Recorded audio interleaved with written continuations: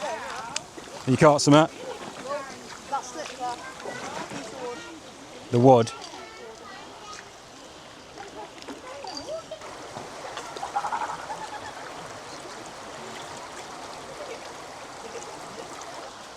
This one? So I caught that one. What is it you've caught? Fish. What kind? Do we know? You got an ID chart? Looks like an axolotl. Freya, be nice to the fish. And then I caught this dark one here. What did she catch? Oh yeah. A darker one of them. And have you caught a water scorpion? Yeah.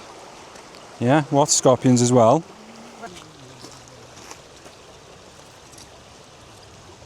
Are you having a great time, old man? Yes, wonderful.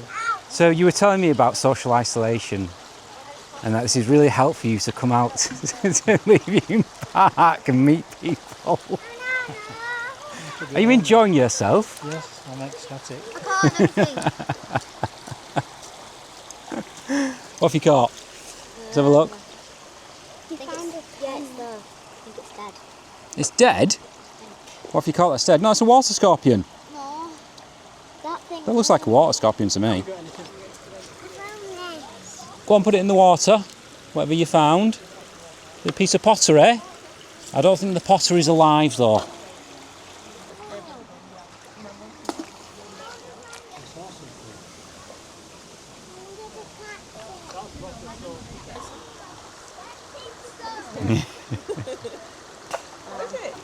Hello, Jodie. She's fine. She's got willies. She's natural.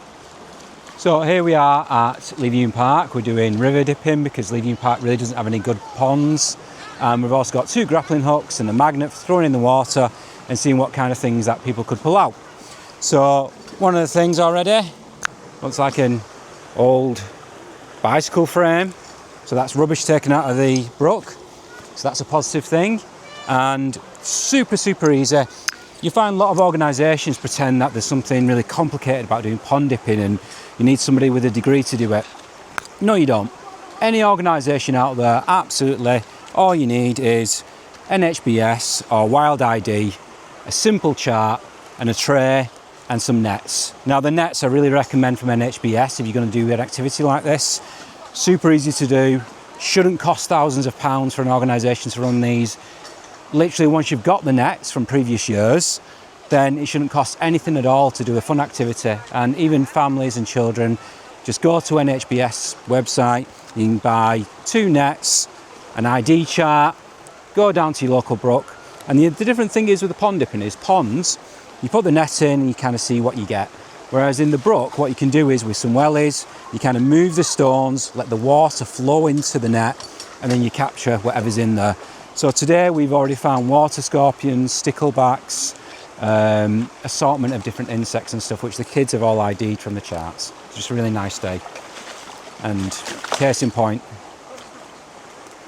You having a good time, Xander? Yeah.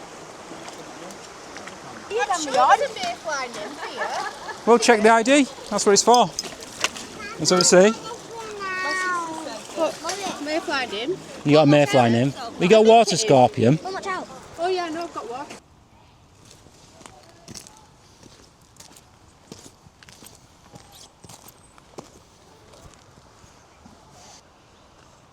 So here we are, finishing off today's task at Leverhulme Park. The sun's shining directly in my eyes, I can barely see anything, but we've had a great time. Families have come out. We've found American crayfish, the adults there as well, quite a few numbers of crayfish. We've found sticklebacks and mayfly and water scorpions. So it's a good indication the water quality is actually looking pretty good. However, there is a lot of fly tipping, as you can see, with the grappling hooks and the magnets. Volunteers have been pulling this out of the brook, and I think one of the shopping trolleys was already here.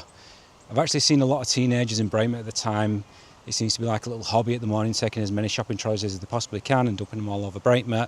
Eventually they end up somewhere, and unfortunately it does seem to be they end up in brooks more than often. But yeah, we've done bacon butties, the pond dipping, the river clean up, and this has all been part of our Little Newts project.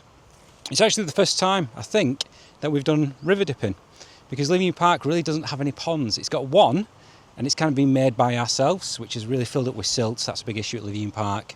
But this is the first time we've ever done river dipping. Bloody hell. River dipping. I'm very tired. And it's just really great to have these families out here. We've stood there, the calm of the water, the dragonflies flying over us. And it's such a cheap thing to do. The initial cost for any community group to do this, I really encourage you to do this activity because the kids have had an amazing time.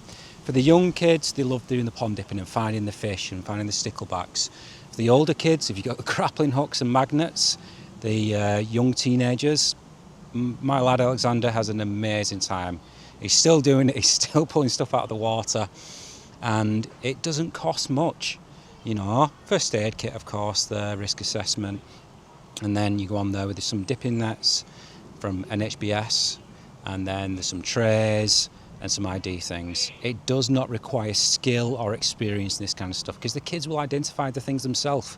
You pull out a giant American crayfish, you know it's a crayfish. Water scorpion, it's got a little tail that sticks out the water. That's the whole fun of this, is been having people to identify things themselves.